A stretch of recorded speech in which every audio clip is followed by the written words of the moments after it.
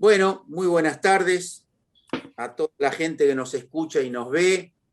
Aquí estamos desde el Centro Cultural de la Cooperación con Atilio Borón, muy conocido por todos, con nuestro investigador Amílcar Saras Oroño, y todos muy felices y contentos de poder volver a encontrarnos, aunque sea mediante este mecanismo virtual, con Manuela Dávila, dirigente del PT, candidata a vicepresidenta de la Nación de Brasil, luchadora feminista, luchadora política y muchas otras cosas más, por lo cual le agradecemos muchísimo que se preste a este encuentro con todos nosotros.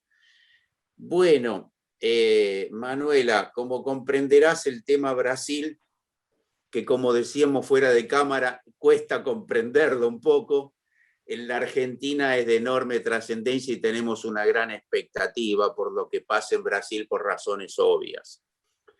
Yo te plantearía la primera inquietud, que no pasa por el tema de Bolsonaro, sino por el tema nuestro, ¿no? O sea, no de la derecha, de la ultraderecha, de los planes del imperialismo directamente a través de esta figura fascista, sino, bueno, cómo está el campo popular, cómo está el PT, cómo se están amalgamando las fuerzas políticas, sociales, culturales con vistas a las luchas de estos días y a la próxima contienda electoral, ¿no? O sea, un poco cómo estamos del lado nuestro.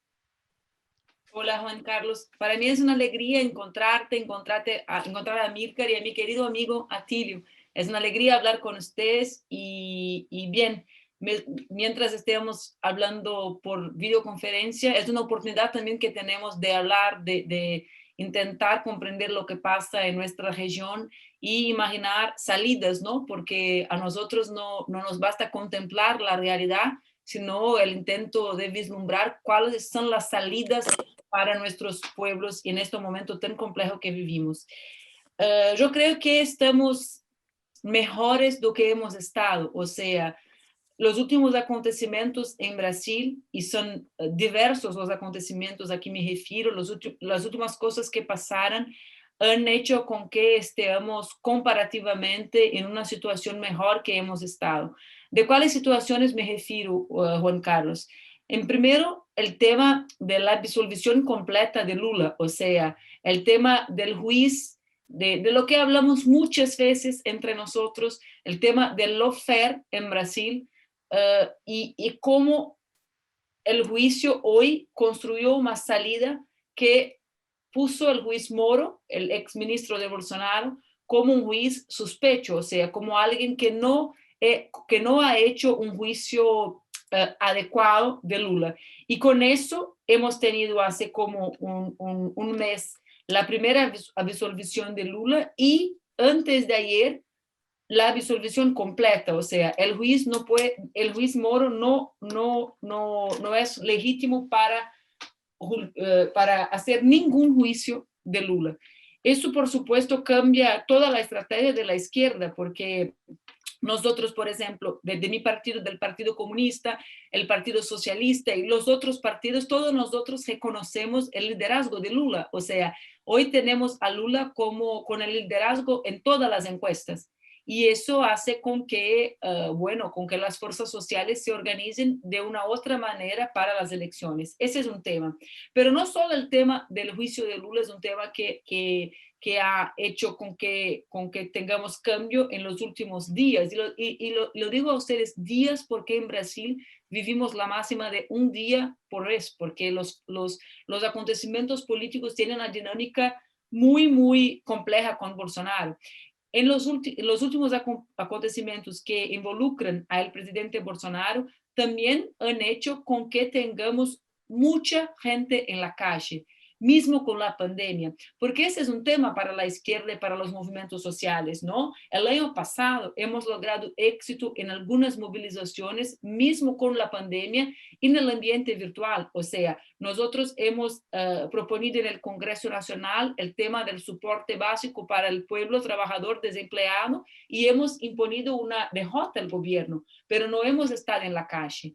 Ahora, hace como 2 meses, en el 29 de mayo, los movimientos sociales del país en un espacio de un debate muy calificado, hemos llegado evaluamos nosotros, hemos llegado a un límite.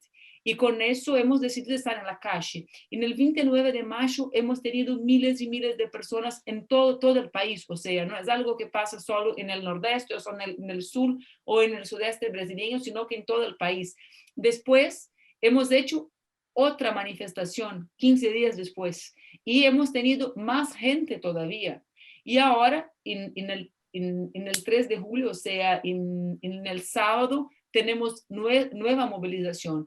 ¿Qué creo yo con eso? Que avanzan mucho en las investigaciones acerca del esquema de corrupción de Bolsonaro. O sea, que él no ha comprado vacuna no solo porque es un negacionista, no solo porque no defiende la ciencia y no solo porque intentó matar a nuestro pueblo y ha tenido muchísimo éxito en su plan, pero también porque tenía un esquema de corrupción con una compañía específica de vacunas. Y con eso, ahora en la comisión que lo investiga, están llegando muy cerca de él.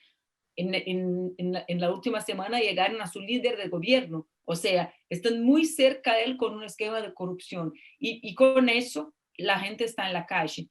Le digo que es una decisión muy compleja la de estar en la calle porque tenemos un país con más de medio millón de muertos. O sea, tenemos que saber que el grado de conciencia de las personas que están en la calle no es un grado cualquier, porque las personas que están en contra del gobierno son justo las personas que sabemos el peligro de la pandemia.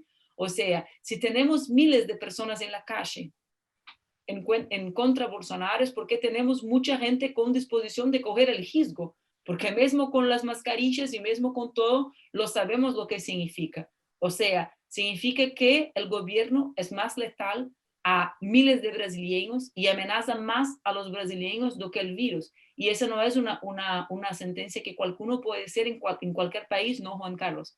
Porque mira, en Brasil tenemos medio millón de muertos. Todos nosotros hemos perdido a alguien. Entonces, estar en la calle, es decir, sí lo sé, reconozco y en un sentido entrego la posibilidad de mi vida para derrotar a ese gobierno. Y mismo con eso, hay miles de brasileños en la calle. Así que creo que los dos, el tema de Lula y el tema de la calle, pueden resultar en algo que es muy brasileño, que es de Amílcar, de estar en un lugar que te parece sin ninguna salida y la salida se apunta. Bueno, los de... Ya, yo quería preguntarte, perdón, Amílcar, si querías vos, o si no yo. No, dale, después. Manuela, dime una cosa, ¿hay alguna chance de que por este acto de corrupción se pueda iniciar un juicio político, un impeachment a Bolsonaro? ¿Y cuál es la empresa? Porque acá tenemos nosotros todo un debate también en Argentina. ¿Cuál es la empresa con la cual presuntamente Bolsonaro estaría involucrado en un acto de corrupción? Atilio, ¿qué te voy a decir? Creo que hoy estamos más cerca de la posibilidad de tener un impeachment, lo que estábamos hace 5 días. O sea, porque tenemos la comisión parlamentar que lo investiga y justo en el viernes han llegado a nuevas cuestiones que lo involucran. ¿Por qué? Porque hasta el viernes el tema se trataba en la comisión esta acerca de la vacuna, del esfuerzo que el gobierno ha hecho para que la gente no tuviera la vacuna y que consumiese medicaciones que no tienen éxito. O sea, era una comisión muy más relacionada al tema del negacionismo del gobierno y de cómo la estrategia negacionista ha generado un genocidio en el país, que es algo muy claro y que justo él puede ser condenado en Haya por eso, ¿no? Pero ese es un tema. Y en el viernes, el tema de la corrupción ha entrado con todo. O sea, hay un testigo de un parlamentario del gobierno, o sea, no es una persona de izquierda, que por las cosas como son, ¿no? Porque no tenemos el control de la historia, pero el tipo que es un diputado del gobierno tiene un hermano en el Ministerio de la Salud. Y el hermano es un funcionario público, o sea, no es un político. Y el hermano es el responsable por las importaciones.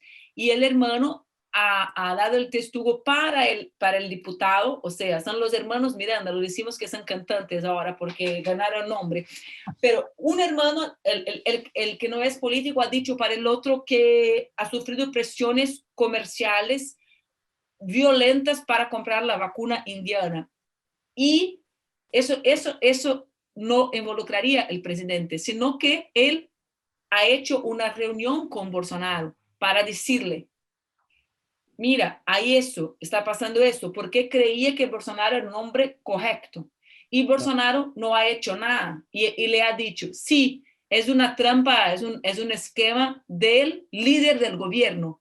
Y entonces no ha hecho nada y en el país, cuando una autoridad pública tiene conocimiento de un crimen de corrupción y no lo denuncia, es calificado como un tipo penal que puede ser el impeachment. Y en el viernes el tipo ha confirmado todas las informaciones en la comisión, o sea, involucra a Bolsonaro porque ha estado con él no ha hecho ninguna investigación acerca de la corrupción con la vacuna indiana, y involucra el líder del gobierno de él, o sea, que él tenía conocimiento que el corrupto era el líder de su gobierno y no ha hecho nada. Entonces, en los próximos días está el tema del impeachment. Te lo digo, ¿cuál es el otro tema del impeachment? No es el tema de la corrupción, sino el tema de la política, porque nosotros en Brasil lamentablemente hemos tenido 2 impeachments en un corto espacio de tiempo, ¿no? Y el impeachment presupone que tú tengas una salida política. Y la verdad es que la derecha brasileña no tiene una salida, porque el vicepresidente de Bolsonaro también es un militar. O sea, entonces ellos no hay el acuerdo de lo después. O sea, ¿qué lo va a pasar con el impeachment?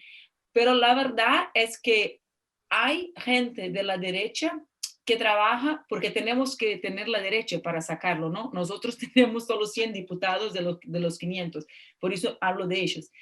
Hay gente de la derecha que imagina que el tiempo del proceso del impeachment, o sea, son muchos meses, es el tiempo que puede pasar, porque vamos a estar en las elecciones cuando se finde. O sea, entonces creo que en las próximas semanas podemos sí tener factos que avancen para el proceso de impeachment de Bolsonaro. Hace 8 días, si tú me preguntaras eso, te iba a contestar que no creía en eso. Ahora sí lo creo.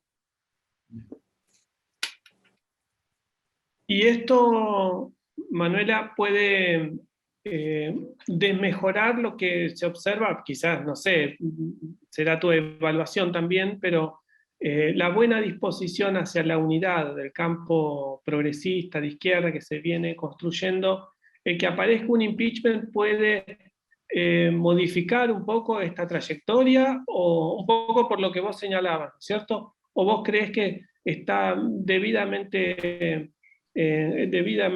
planteado que va a seguir, digamos, en este camino?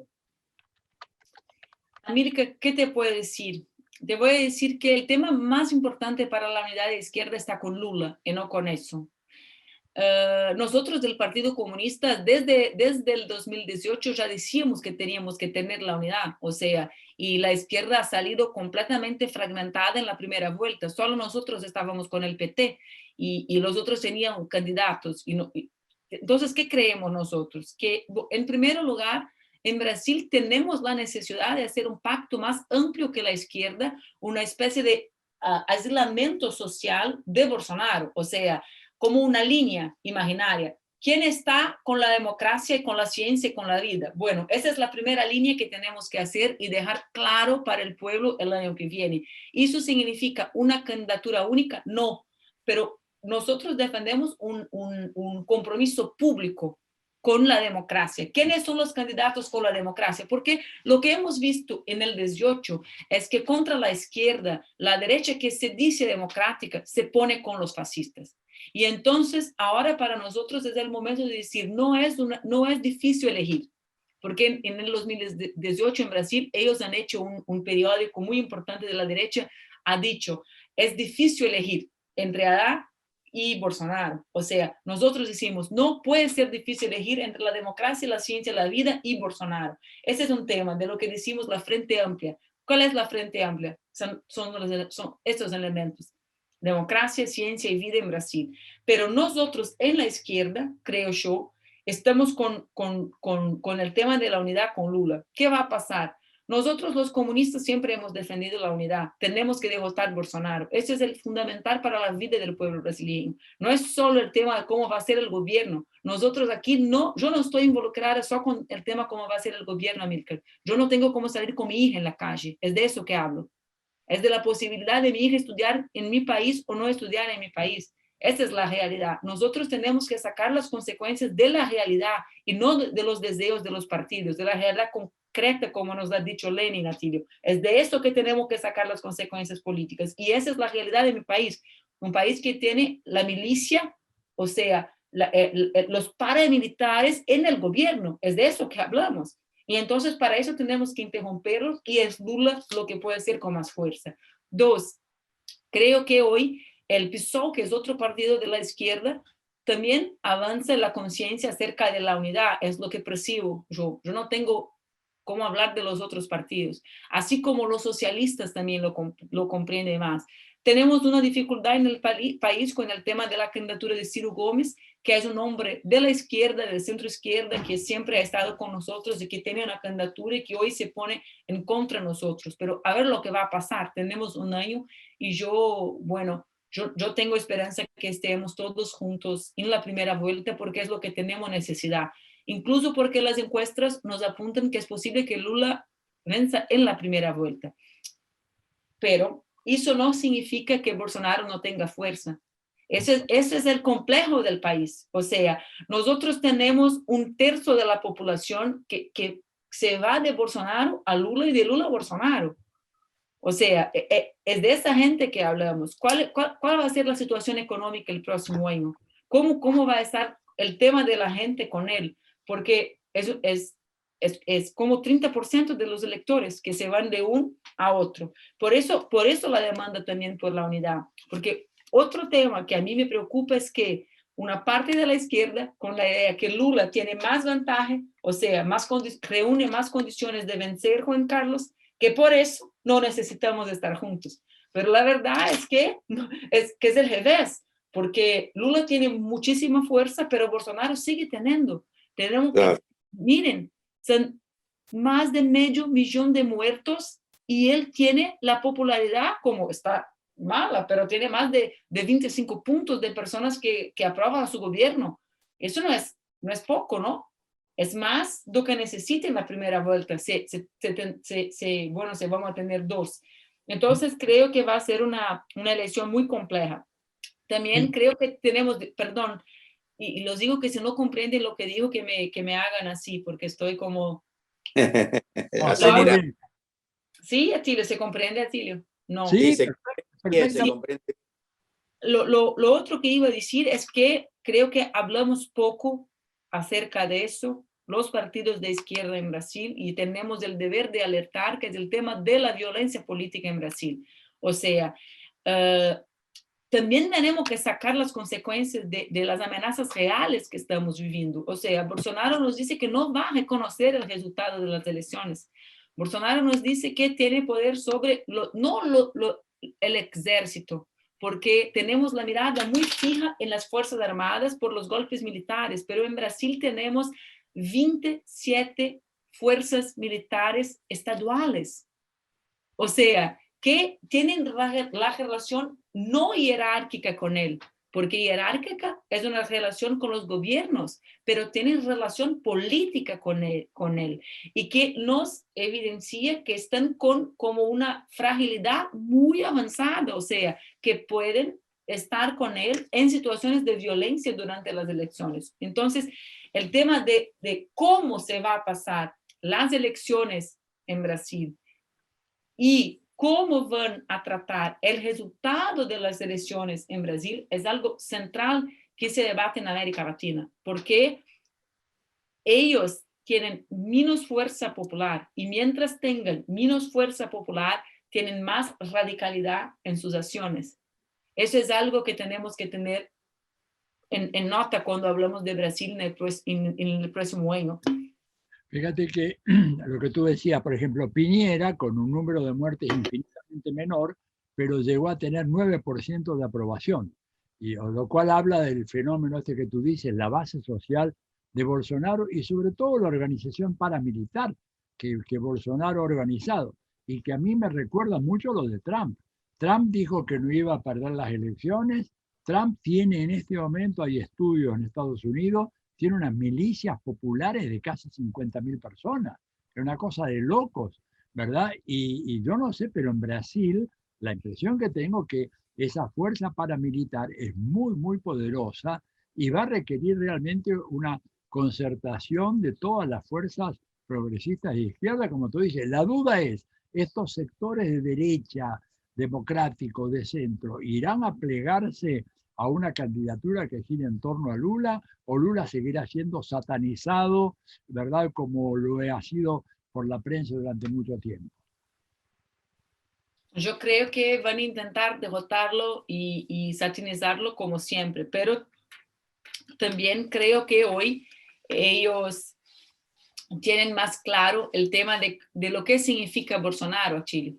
¿Lo sabes? ¿Por qué? Porque por supuesto que seguimos teniendo una parte de la derecha del país que está con él, está por los esquemas de corrupción, está por el tema del desmatamiento de Amazonia, o sea, está porque él ha hecho de Brasil un enorme campo, o sea, la burguesía agraria del país está muy contenta porque solo existe eso hoy en Brasil, ¿no?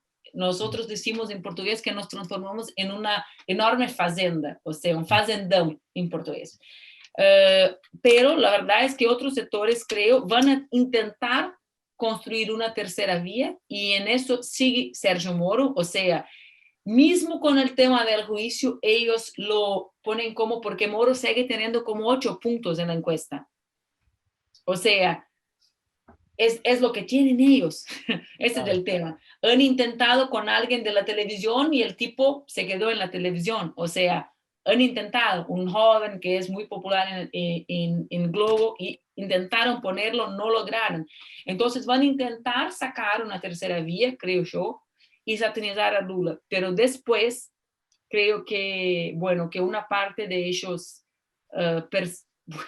tenemos 500.000 de muertos y un presidente que no pone la mascarilla. O sea, no es algo que es tremendo, ¿no? Alguien que dice que no ha tomado la vacuna. Tenemos un presidente que no ha tomado la vacuna. Tenemos un presidente que hoy ha dicho que no tiene cómo saber lo que pasa en su gobierno, que no sabe si la gente tiene que vacunarse o no. Bueno, que vacúnese porque ustedes tener ganas de viajar, pero la vacuna no es necesaria. O sea, entonces hay yo siempre, hay un dicho en portugués que dice que el último que muere es la esperanza. Solo después de la esperanza solo se queda el esperanzoso. O sea, yo me encuentro con esos. Yo creo que no es posible que bueno, tengo que elegir entre los dos, que estén con él. Pero aténtense que va a pasar, Bolsonaro va a presionar con todas sus armas para que se mantenga en el poder. Y eso incluye, sí, el tema de la violencia y de los paramilitares y de los militares de los estados.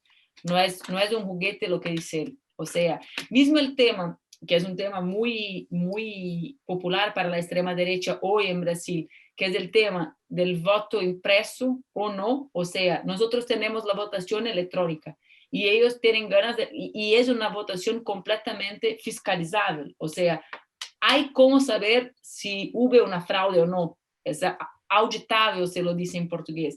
Y ellos lo dicen que sin el voto impreso no van a reconocer las elecciones.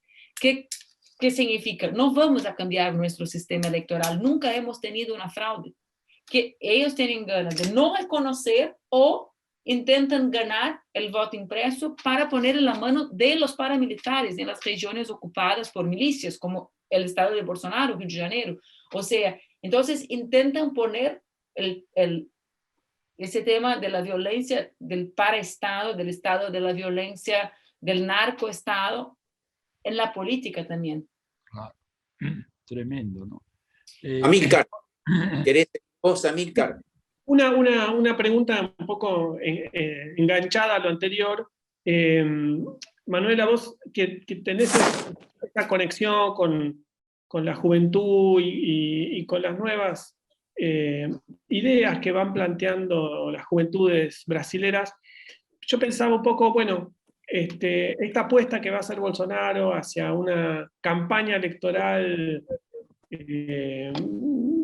desorganizada y caótica en el marco de la cual va a querer sacar ventaja y colocándole el elemento de la violencia política, cómo juegan también las cuestiones de los grupos religiosos y la estructuración de la convocatoria que hagan los grupos religiosos en relación con seguirlo a Bolsonaro o no, y juntando con lo de las juventudes, vos mencionabas recién que este Frente Amplio Democrático también tiene el elemento de la ciencia, ¿no?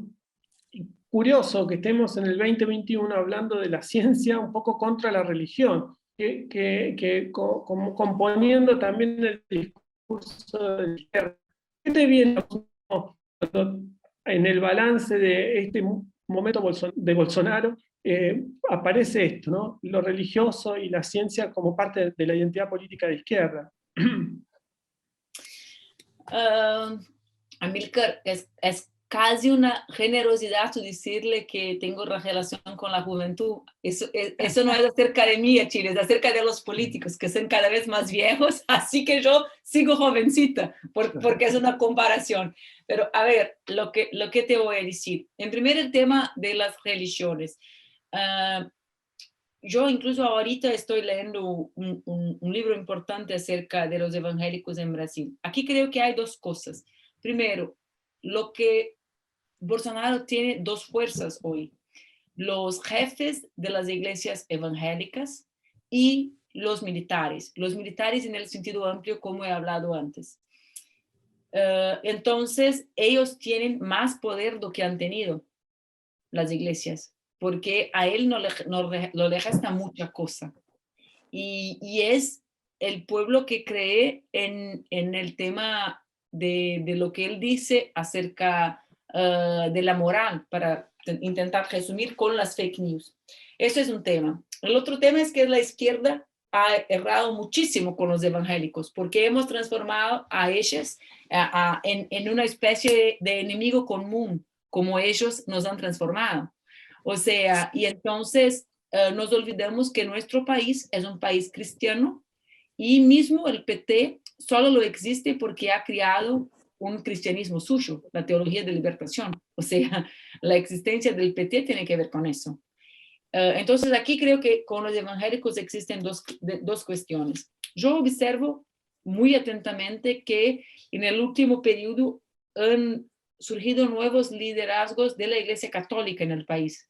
No nuevos en edad, viejos en edad, muchos de ellos, de la generación del Bertoglio, del Papa, pero que ahora tienen más influencia en la iglesia, con el tema de las redes sociales. O sea, hay una búsqueda de cristianos por liderazgos cristianos progresistas. Yo ni sé si son progresistas, para mí son liderazgos cristianos, o sea, que no creen en la tortura, que no creen en... Pero porque hay un tema, ¿no?, de cómo se organizan las nuevas religiones evangélicas en Brasil acerca del viejo testudo, no del nuevo testudo, o sea, sin Cristo, ¿no? Pero bueno, este es un tema muy, muy peculiar. Así que creo que hay una fuerza más importante de la iglesia en las elecciones, de los liderazgos evangélicos y de una nueva iglesia católica que intenta organizarse en contra eso. No a partir de la iglesia, sino a partir de la demanda de los cristianos que son progresistas o que son humanistas o que son lo que sea en contra de Bolsonaro. Ese es el tema. El tema de la ciencia es todavía más complejo en Brasil, porque no tiene a ver con las iglesias, tiene a ver con la negación de sectores más amplios de la sociedad. Si nosotros estuviéramos debatiendo con la iglesia el tema del aborto, íbamos a estar debatiendo una cuestión moral razonable, ¿no? Es razonable que haga gente que discute con nosotras y nosotros empieza la vida y eso. Nosotros estamos debatiendo con los doctores del país, con los médicos del país, que han dado una medicación que no tiene resultado al pueblo. O sea, es una degradación más larga que religiosa. A mí me encantaría decirte, bueno, sacamos los liderazgos religiosos y tenemos el problema. Ok, no, es más complejo. Hoy la extrema derecha en Brasil organízase con miles de cursos virtuales y no virtuales para enseñar a la gente todo lo que imaginan, desde la medicina a la alimentación, acerca del revisionismo histórico, Atilio. Es un tema, bueno, ha estado en el Parlamento Europeo el papel de los comunistas contra los fascistas hace un rato. O sea, es un negacionismo universal. No es el negacionismo de una religión que intenta poner, bueno, no te puedes hacer transferencia de sangre porque tenés... No, no es eso. Es muy más severo que eso. O sea, yo tengo personas que conozco que están posgraduadas y que intentaron tomar medicaciones que no tienen eficacia. Y hay aquí algo que no es para debatir ahora, pero hay aquí algo, que es, ¿cuál es la mediación del mercado en eso? ¿Por qué? Porque muchas de esas personas son personas que no creen en la ciencia porque han percibido cómo la ciencia es comprometida con el capital. O sea, y dicen, ¿cuál es el tema de la vacuna? El tema de la vacuna es que te sale 1,000 y la medicación te sale 14. ¿Por qué? Porque hemos tenido en el último 50 años una medicina que solo tiene ganas de poner dinero en el bolso. Entonces el pueblo tiene razones para no creer, porque la ciencia no es popular en mi país. La producción de conocimiento no es popular, no es comprometida con la gente. Y cuando necesitamos de ella, la gente no le cree. O sea, aquí está el tema de la extrema derecha, del negacionismo, pero está también la manera como se ha desarrollado la producción científica en el país, ¿no? En cómo la élite nunca se ha preocupado en poner la ciencia de una manera más popular, comprensible, que la gente se pueda comprender y desvincular de los intereses del capital, porque se desarrolló para eso aquí, ¿no? Una cosita, llegar hasta el capital. Una cosa que me impresionó mucho es esta iniciativa de Bolsonaro de privatizar Electrobras. Puede ser, Electrobras es la tercera compañía de electricidad más importante del mundo. ¿Va a realmente Bolsonaro a privatizar Electrobras? ¿No va a generar esto un torrente de nacionalismo económico que puede ayudarles a ustedes a armar una coalición que derrote a Bolsonaro? ¿Cómo ves eso? Es un crimen lo que está haciendo él, ¿no, Achilio? No solo para el presente, porque tenemos la experiencia en el país en este momento de regiones que no tienen electricidad porque están privatizadas, o sea, para el presente, sino que nos saca la posibilidad de imaginar la retomada del desarrollo del país, porque no vamos a tener las condiciones materiales para eso en las manos del Estado. O sea, ¿cómo imaginar una nueva industria para Brasil sin tenernos en las manos el tema energético? O sea, imagínate que se ponga en las manos de los chinos, nuestros amigos chinos que están saludando ahora a la humanidad. ¿Cuál es el interés de China que tengamos una nueva industria en Brasil? O sea, la cuestión nacional se impone con eso. Y hablo de los chinos solo para imaginar, porque imagino que van a ser ellos, porque están en todas las partes. Así que esa fue una de las contradicciones centrales de Bolsonaro con los militares, porque los militares brasileños, como ustedes lo saben, tenían la característica de la defensa de un proyecto nacional. Lo que pasa es que los viejos militares no están en las posiciones de poder más. Y tenemos una generación también de militares formados en el periodo del neoliberalismo en el país, con la idea, que es la idea máxima del neoliberalismo en Brasil, que el Estado no te sirve para nada, ni para garantizar tu luz. O sea, entonces yo creo que hoy, en nuestro tiempo, el tema de la luz y del agua, porque el agua está siendo privatizada en los estados en Brasil. Ahora mismo en mi estado hubo la votación para la privatización del sistema de distribución de agua. que es el revés de lo que hacen los liberales en Europa, por ejemplo, ¿no? Que están reestatizando el agua por el tema del obvio, ¿no? Que si uno no tiene la agua pública, ¿qué va a tener? Pero en Brasil, el tema de las privatizaciones hoy es un tema solo de la izquierda, Chile. Es increíble. Hemos perdido, y de eso también creo tenemos que hablar. Hemos perdido ideológicamente muchas luchas en el país. O sea, la derrota que hemos tenido en el 2018 no fue una derrota electoral, sino que el resultado de muchas y muchas derrotas conceptuales, como el tema de la privatización que tú me preguntas ahora, como los temas que tienen que ver con las cuestiones del racismo estructural del país, como el tema de lo que la gente plantea como más importante, si es tener la salud pública o tener condiciones de comprar un Nike nuevo, ¿no? Son muchas disputas que hemos perdido en el 2018 y no vamos a vencer todas, mismo que venzamos las elecciones. Y es por eso que espacios como esos de reflexiones también son tan importantes para los brasileños, ¿no? Para que pensemos que además del electoral está el tema del proyecto de país y de cómo hacemos que el proyecto de país llegue a la cabeza de la gente. O sea, ¿cuál es el sueño de un brasileño? ¿Hasta dónde el brasileño consegue vislumbrar su sueño? No es un sueño colectivo de una nación que la gente no... Y entonces hay dos dimensiones que tenemos para el futuro, ¿no? De interromper el ciclo de Bolsonaro, de garantizar la democracia en el país, pero también de, mismo con Lula, estar más de lo que hemos estado. O sea, el presente tiene que cambiar, pero hay que tener un camino para la gente caminar. Y creo que eso nos falta a la izquierda brasileña de una manera más unitaria, internamente y también con el pueblo.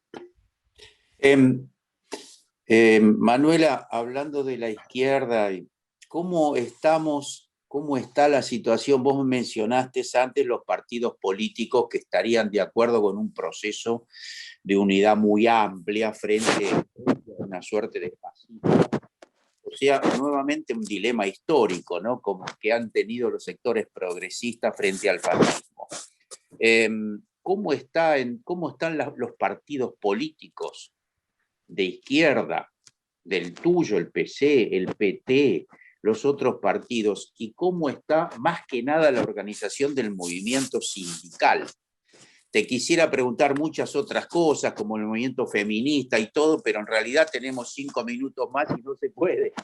Pero sí los partidos políticos y el movimiento sindical. Juan Carlos, creo que son dos o tres cosas importantes, ¿no? Los partidos en Brasil vivimos el tiempo de la ofensiva de la extrema derecha, o sea, hemos tenido muchas etapas de esa lucha. Antes hemos tenido una tentativa de criminalización del PT, ¿no? Han intentado. Nosotros, el PC, ahora estamos con el tema de nuestra legalidad plena o no, porque siempre nos ponen cláusulas para que no tengamos cómo existir plenamente.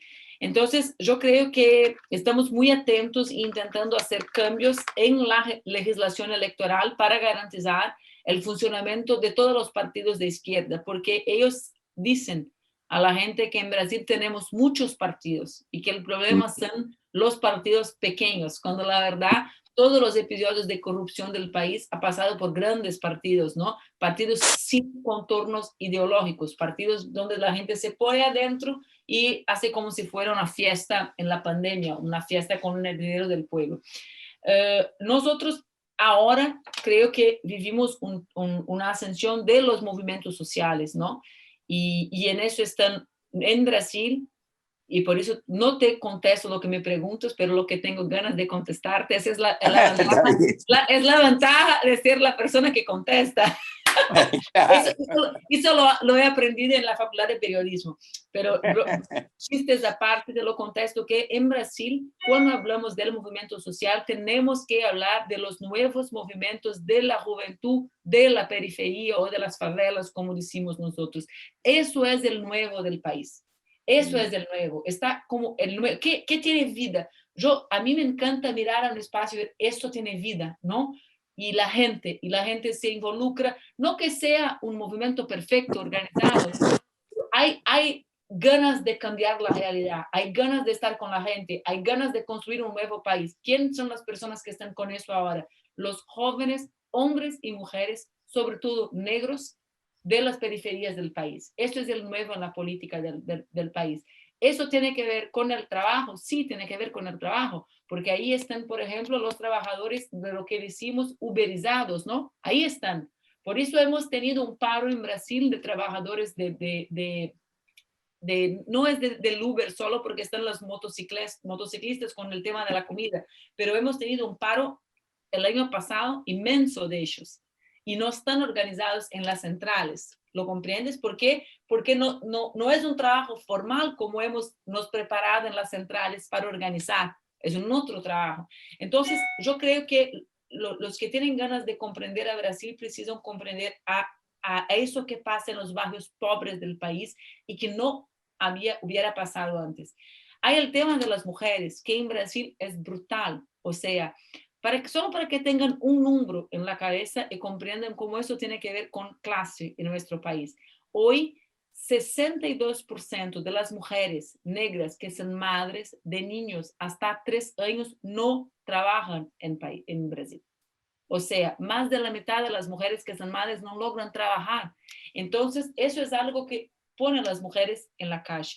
Y yo creo que eso es lo que está garantizando que la calle tenga tanta gente, más que el tema del movimiento sindical. ¿Por qué? Por los errores del movimiento sindical, no tenemos unidad y tenemos un movimiento sindical que está en la calle. Pero la realidad es que 15 millones de brasileños no tienen empleo, no logran trabajar formalmente. Y yo creo que eso no es lo que está en el movimiento sindical. Por fin, tenemos, y en Brasil también, siempre tenemos que hablar de ellos porque son imprescindibles. Tenemos los campesinos, ¿no? Los trabajadores sin tierra.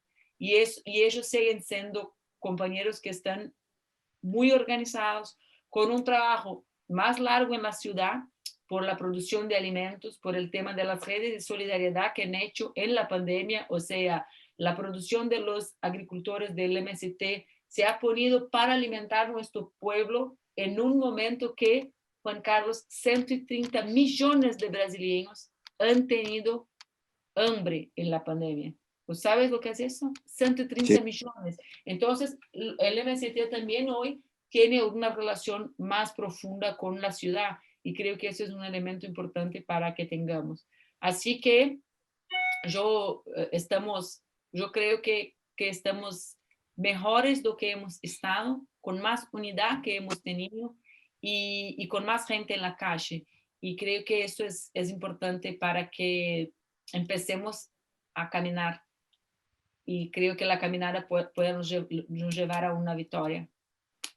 Amílcar y Atilio, llegamos a cumplir el horario y bueno, y Manuela, entre que todo lo que nos contestó que nosotros le preguntamos y todo lo que dijo lo que a ella se le dio la gana, creo que conformamos una impresión en 50 minutos de la situación de Brasil, que es infinitamente compleja. Tenemos una impresión muy valiosa, muy interesante. Así que bueno, de todo corazón, en nombre del Centro Cultural de la Cooperación Floreal Gorini, te agradecemos mucho, Manuela.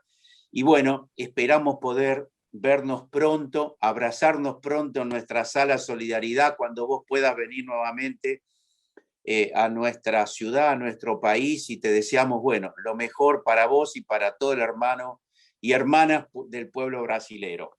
Hasta pronto. Gracias. Muchas gracias. Una alegría hablar con ustedes, Juan Carlos.